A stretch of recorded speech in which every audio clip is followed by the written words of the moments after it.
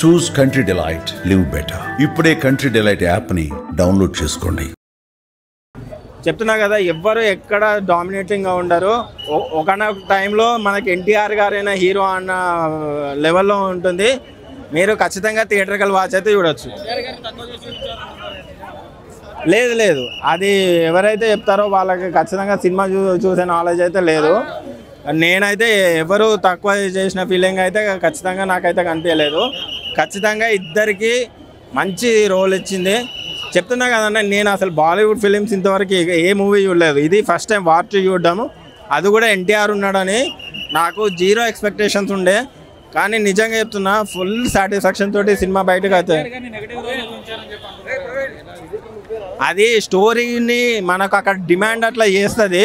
But మనకు cinema చూస్తున్నంతసేపు ఎవరు hero ఎవరు విలన్లా అనేది మనకు మధ్యలోనే తెలిసిపోతుంది. మనకి ఇంటర్వెల్ తోటే మనకు కంప్లీట్ స్టోరీ మనకు అర్థమైపోతుంది. సెకండ్ హాఫ్ బాగా ప్లేస్ అయింది ఏంటంటే యాక్షన్ సీక్వెన్సెస్, ఇద్దరి మధ్యలో గూస్ బంప్ యాక్షన్ సీక్వెన్సెస్ అయితే వస్తాయి. అది మాత్రం super. Thank you. Fight scenes కానీ యాక్షన్ సీన్స్ కానీ అవే మెయిన్ సినిమాలో.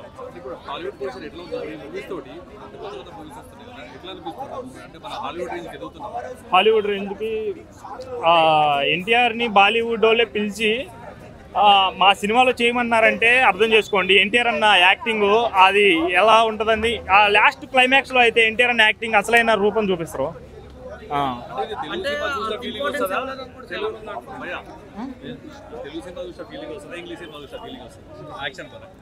లేదు, నాకు యాక్షన్స్ మూవీ మన ఎన్టీఆర్ అన్న రితిక్ రోషన్ అన్న అయితే తెలుగు మూవీ లాగే ఉంది, కానీ యాక్షన్ సీన్స్ అయితే హాలీవుడ్ లెవెల్లో ఉంటాయి. ఎలా అనిపించింది వార్ 2 అన్న?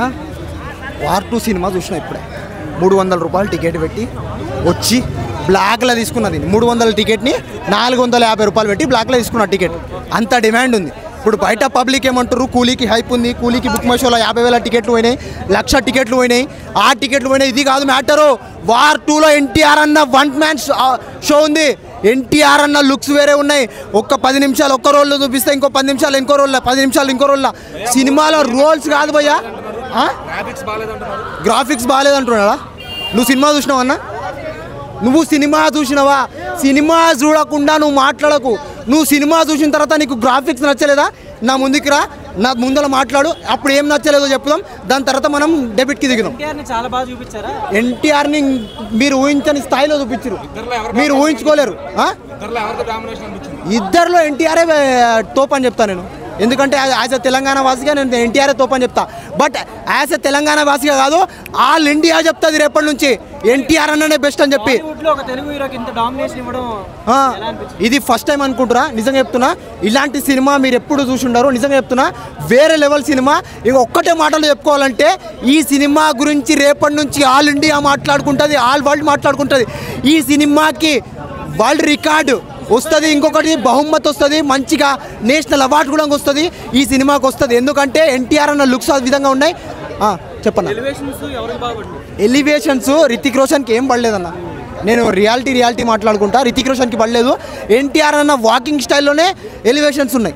సినిమాలో ఎంట్రీ సీన్ ఉంటుందన్న, అలాంటి సీన్ ఇప్పటివరకు చూసి ఉంటారు. నిజంగా చెప్తున్నా, ఆ సీన్ ఉంటుందన్న, గూస్ బంప్స్ వస్తూ ఉంటాయి. ఒక 20 నిమిషాల తర్వాత ఎంట్రీ ఉండొచ్చు, 20 నిమిషాల తర్వాత ఉంటుంది ఎంట్రీ. బట్ ఆ సీన్ గూస్ బంప్స్ వస్తాయి, ప్రేక్షకులను ఇట్లా లేపుతాయి సీట్ల మీద నుంచి. ఖైరా అడ్వాణి గారికి స్క్రీన్ ప్లే బాగానే ఉందన్న, తక్కువ ఉందని నేను చెప్పలేను. సీన్స్ కట్ చేయడం కాదన్న, ఇంకా యాడ్ చేసి లిప్ లాక్స్, రొమాన్స్ సీన్స్, అది కొన్ని సీన్స్ చూపించారు. ఇంకా అన్నీ చెప్తే ప్రేక్షకులు హట్ అవుతారు. సినిమా కోరు మళ్ళీ 300 కాదు 3,000 పెట్టినా తక్కువనే ఆ సీన్స్ కోసం. Thank you. ఓవరాల్ 5కి 4.5. Thank you.